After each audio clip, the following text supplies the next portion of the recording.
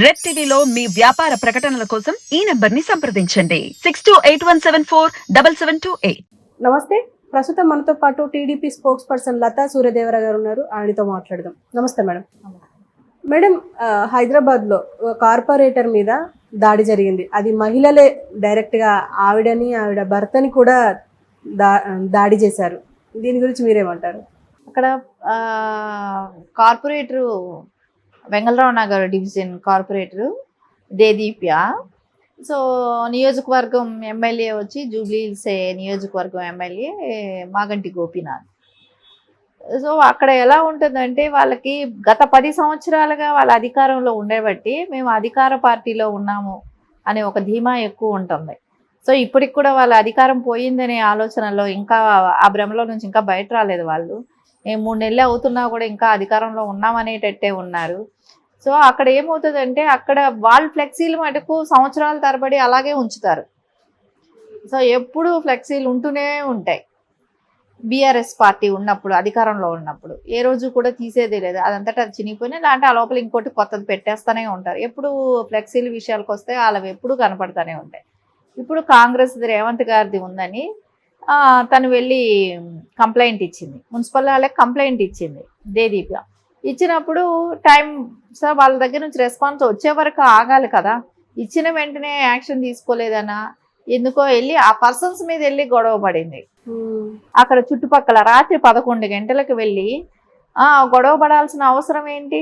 రాత్రి 11 వరకు వెళ్ళి గొడవ పడటం, వాళ్ళని మాట్లాడటం, అరవటం, కేకలేయటం, బూతులు మాట్లాడటం ఇలాంటివి చేస్తే ఎవరు సహిస్తారు? ఇళ్ల మీదకి వెళ్ళకూడదు కదా. నిన్ను అదే ప్రజలు ఎన్నుకుంటేనే నువ్వు కార్పొరేటర్ అయ్యావు. సో అది ఆ ప్రజల మీదకే నువ్వు దౌర్జన్యానికి వెళ్తే ఎలా ఉంటుంది? ఎందుకు సహిస్తారు? ఎవరు కూడా ఒకళ్ళ మీదకి నువ్వు తిరుగుబాటు చేస్తే వాళ్ళు తిరగబడతారు కదా. అది మానవ సహజం. సో అది ఎప్పుడూ కూడా అమ్మాయి విస్మరించింది. మనం వెళ్ళటం తప్పు.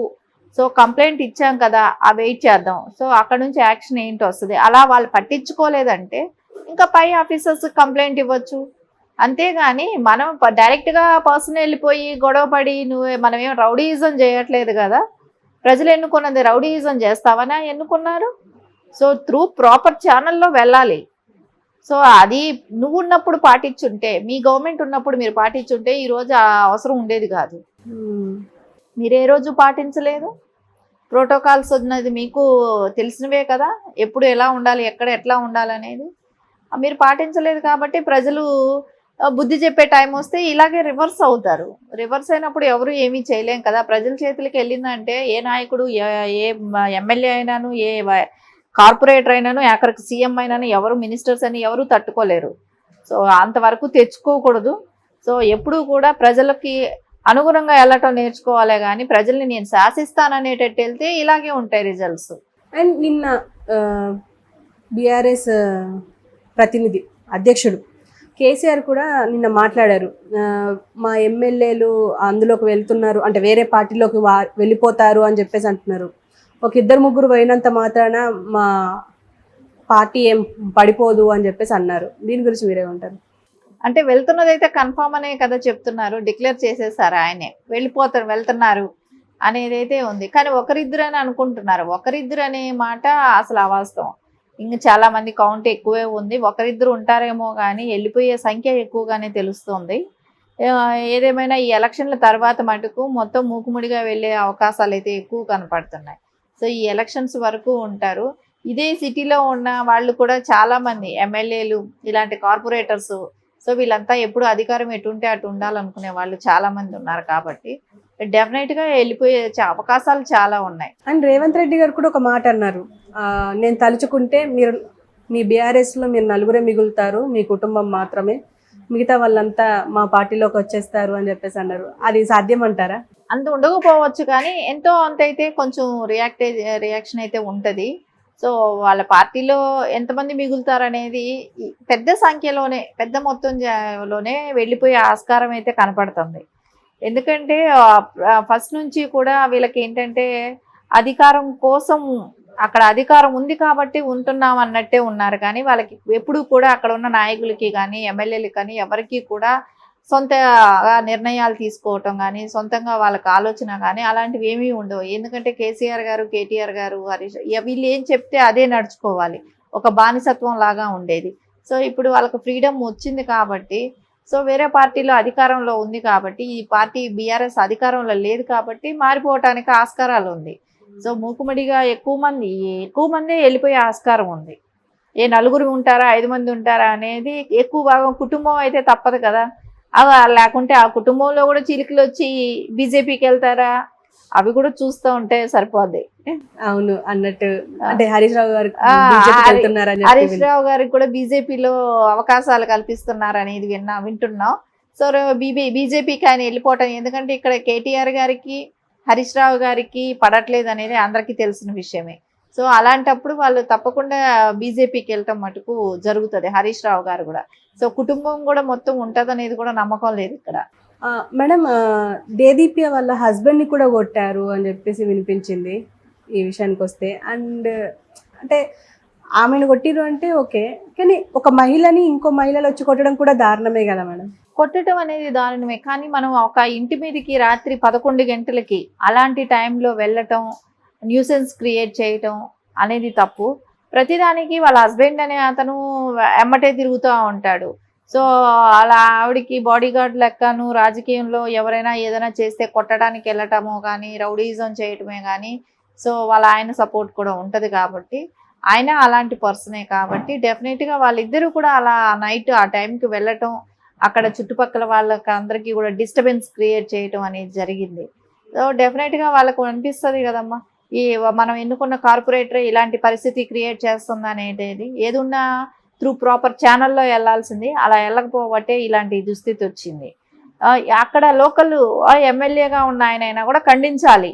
ఆ ఖండించకుండా ఏంటి, లేడీగా ఉన్నప్పుడు మనం కూడా లేడీగా బిహేవ్ చేయాలి. ఒక తల్లి హృదయం అంటారు మహిళలకి, అలాంటిది లేకుండా మనం రౌడీలాగా వెళ్ళిపోయి రౌడీజం చేస్తూ ఉన్నామంటే ఎవరు కూడా సహించరు.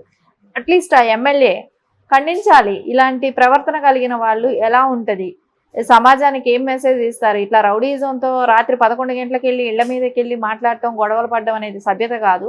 అది ఆ ఎమ్మెల్యే కూడా గుర్తించి ఖండించుకోవాలి, వాళ్ళకి బుద్ధి చెప్పాలి. అలా చెప్పకపోతే నెక్స్ట్ ఆయనకి ప్రజలు బుద్ధి చెప్తారు.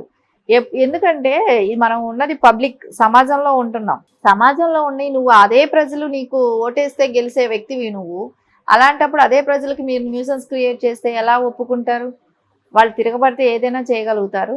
ఇంకా మనము బీఆర్ఎస్ గవర్నమెంట్ లేదు, ఇప్పుడున్నది కాంగ్రెస్ గవర్నమెంట్ అనేది వాళ్ళు ఒక నిర్ణయానికి వచ్చి వాళ్ళు భ్రమల నుంచి బయట వస్తే బాగుంటుంది. ఎందుకంటే మనం ఏదో ఎమ్మెల్యేలు కార్పొరేట్లుగా ఉన్నాము అని చెప్పేసి ఇలా వెళ్ళారనుకోండి, డెఫినెట్గా ప్రజల చేత ఇది అవుతుంది. నెక్స్ట్ కూడా ఇట్లాంటివి జరుగుతాయి. మనం ఉండే విధాన్ని బట్టి అవతలాళ్ళు ఎలా ఉంటారనేది కూడా డిసైడ్ చేస్తారు. కాబట్టి మనం జాగ్రత్తగా ఉండాలి. అధికారులైనంత మాత్రాన ఇంకా జాగ్రత్తగా ఉంటాం. మనల్ని ప్రజలు ఎన్నుకున్నారు కాబట్టి మనం ప్రజలకి జవాబుదారీతనంగా ఉండాలి. కాబట్టి డెఫినెట్గా మనమే కంట్రోల్లో ఉండాలి. నువ్వు కంట్రోల్లో ఉండుంటే అవతలాళ్ళు ఆ యాక్షన్ తీసుకునే వాళ్ళు కాదు. ఏదేమైనా కూడా ప్రాపర్ ఛానల్లో వెళ్ళాలనేది అనుకుంటాం. అంటే ఇంతకు ముందు అంటే బీఆర్ఎస్ ప్రభుత్వంలో ఉన్నప్పుడు ఇలాంటి సంఘటనలు ఇప్పుడు జరగలేదు. ప్రజాప్రతినిధుల మీద కానీ కార్పొరేటర్ల మీద కానీ ఎలాంటి ఇట్లా దాడులు జరిగినట్టయితే ఎక్కడ దాఖలాలు రాలేదు. అంటే ఇప్పుడు జరుగుతున్నందుకు అంటే కాంగ్రెస్ ప్రభుత్వానికి ఏమైనా వ్యతిరేకత వచ్చే అవకాశం ఉందంటారా? ఎందుకు లేదు. గతంలో అదే నియోజకవర్గంలో పబ్లిక్ గా ఒక ఓటర్ సో నిలదీసి అడిగిన దానికోసం అదే నియోజకవర్గంలోనే జరిగింది. అదే వెంగళరావు నగర్ డివిజన్లోనే జరిగింది. నిలదీసి జరిగిన తప్పులను గురించి నిలదీసిన దానికి ఒక ఎమ్మెల్యేని కేసు పెట్టారు, ఎస్సీ ఎస్టీ కేసు పెట్టారు ఆ మహిళ మీద.